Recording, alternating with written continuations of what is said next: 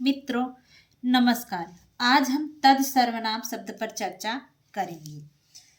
सर्वनाम शब्द रूप की श्रृंखला में तद सर्वनाम शब्द का रूप पुल्लिंग, नपुंसकलिंग और स्त्रीलिंग तीनों लिंगों में चलेगा। सबसे पहले हम नपुंसक लिंग पर चर्चा करेंगे। मित्रों, हमने एक वचन को एक की संख्या से, दो वचन को दो की संख्या से और बहुवचन को तीन की संख्या से दर्शाया है। इसी तरह प्रथमा, द्वितीय, तृतीय, चतुर्थी, पंचमी, षष्ठी, सप्तमी विभक्ति को भी 1, 2, 3, 4, 5, 6, 7 की संख्या से दर्शा दिया है।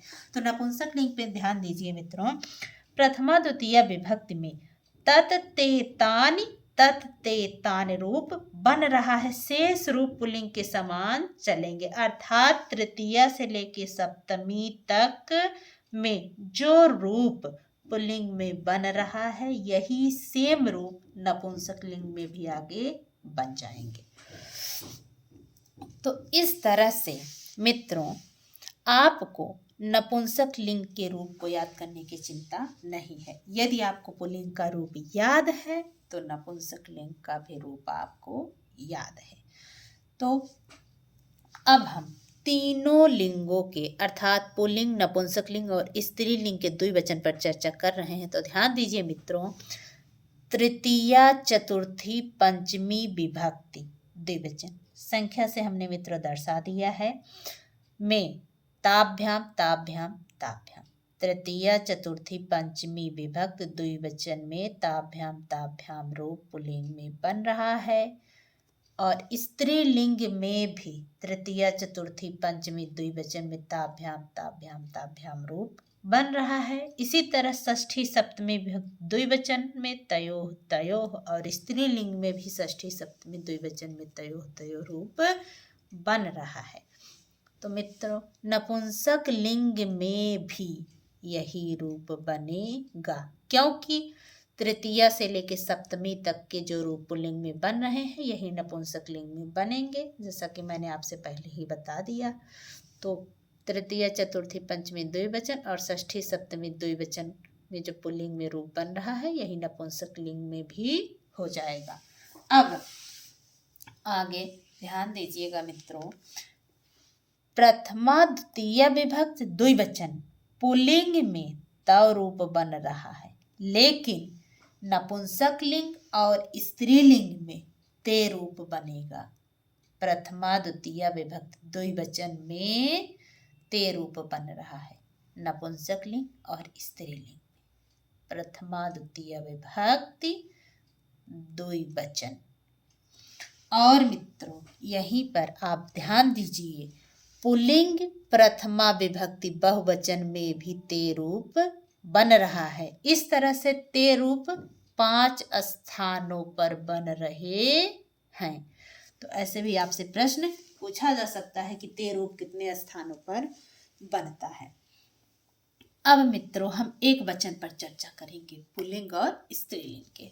तो ध्यान दीजिए, द्वितीय विभक्ति एक वचन में तम रूप बन रहा है जबकि स्त्रीलिंग में ताम रूप बन रहा है। तो केवल अ की मात्रा इसमें बढ़ गई है। पुल्लिंग में तृतीय विभक्ति एक वचन में तेन और स्त्रीलिंग तृतीया विभक्ति में तया रूप बन रहा है। और पुल्लिंग चतुर्थी एक वचन में तस्मय जबकि स्त्रीलिंग में तस्य, अर्थात केवल माँ और या का अंतर आ रहा है, माँ या। पंचमी विभक्ति एक वचन पुल्लिंग में तस्मात् और षष्ठी विभक्ति एक वचन में तस्य रूप बन रहा है, जबकि मित्रों स्त्रीलिंग पंचमी षष्ठी एक वचन में तस्याः रूप बनेगा। दोनों में समान रूप बन रहा है, पंचमी षष्ठी एक वचन में तस्याः तस्याः। उसके बाद फिर क्या, तस्याम रूप बन रहा है स्त्रीलिंग में, जबकि पुल्लिंग में तस्मिन। तो तस्याः तस्याः आपने याद किया, यहाँ पे म हट गए, यहाँ पे इस विसर्ग हट के सप्तमी विभक्ति वचन में म हो गया स्त्रीलिंग में।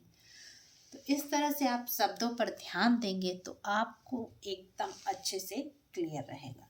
अब हम बहुवचन पर चर्चा करते हैं। तृतीया विभक्ति बहुवचन में तैः रूप बन रहा है पुल्लिंग में और स्त्रीलिंग में ताभिः रूप बन रहा है। यदि पुल्लिंग का रूप रहेगा तो उसमें अ और विसर्ग जुड़ गया, अ की मात्रा और विसर्ग लग जाएगा। जबकि स्त्रीलिंग का रहेगा तो उसमें भी जुड़ जाता है। जैसे यहाँ पे तई है, किम का रहेगा तो कई है, यत का रहेगा तो यही है। इस तरह से रूप बन जाएंगे। सर्व का तो सर्वय है। इसी तरह यदि स्त्रीलिंग है तो ता भी है, या भी है, का भी है। ऐसे आप तृतीय विभक्ति बहुवचन के रूप को ध्यान में रख सकते हैं। यहाँ से बहुत प्रश्न पूछा जाता है। पुल्लिंग है, पुल्लिंग का है तो उसमें ऐ है और स्त्रीलिंग का है तो उसमें भी जुड़ जाता है। अब चतुर्थी पंचमी विभक्त बहुवचन पुल्लिंग में तेभ्यः तेभ्यः बन रहा है, जबकि स्त्रीलिंग चतुर्थी पंचमी बहुवचन में ताभ्यः ताभ्यः रूप बन रहा है। पुल्लिंग षष्ठी विभक्ति बहुवचन में तेषाम, जबकि स्त्रीलिंग में तासाम रूप बन रहा है। तो मित्रों, तेषाम और तासाम दोनों में साम है, लेकिन पुल्लिंग में षटकोण स और स्त्रीलिंग में दंत स का प्रयोग हो रहा है। इसी तरह सप्तमी विभक्ति बहुवचन पुल्लिंग में तेस और स्त्रीलिंग में तास रूप बन रहा है। इसमें भी षटकोण स और दंत स का अंतर है।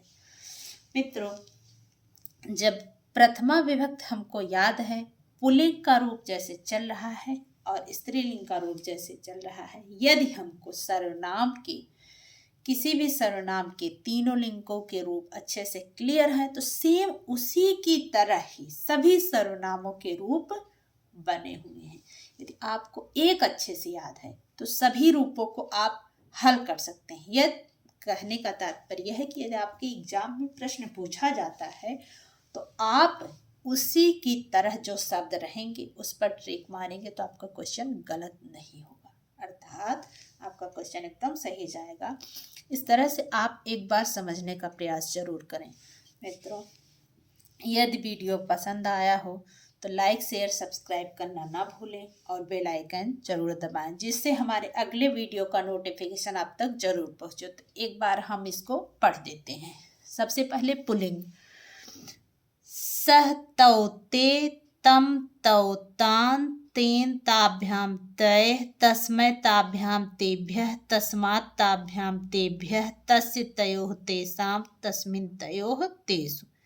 नपुंसकलिंग, तत् ते तानि तत् ते तानि। स्त्रीलिंग, सा ते ताः ताम ते ताः तया ताभ्याम ताभिः तस्य ताभ्याम ताभ्यः तस्याः ताभ्याम ताभ्यः तस्याः तयोः तासां तस्यां तयोः तासु। मित्रों, यदि आपने वीडियो को ध्यान से देखा होगा और आप 2 से 3 बार सुनेंगे तो अपने आप ही आपको सारे के सारे रूप याद हो जाएंगे। तो लाइक शेयर सब्सक्राइब करना ना भूलें।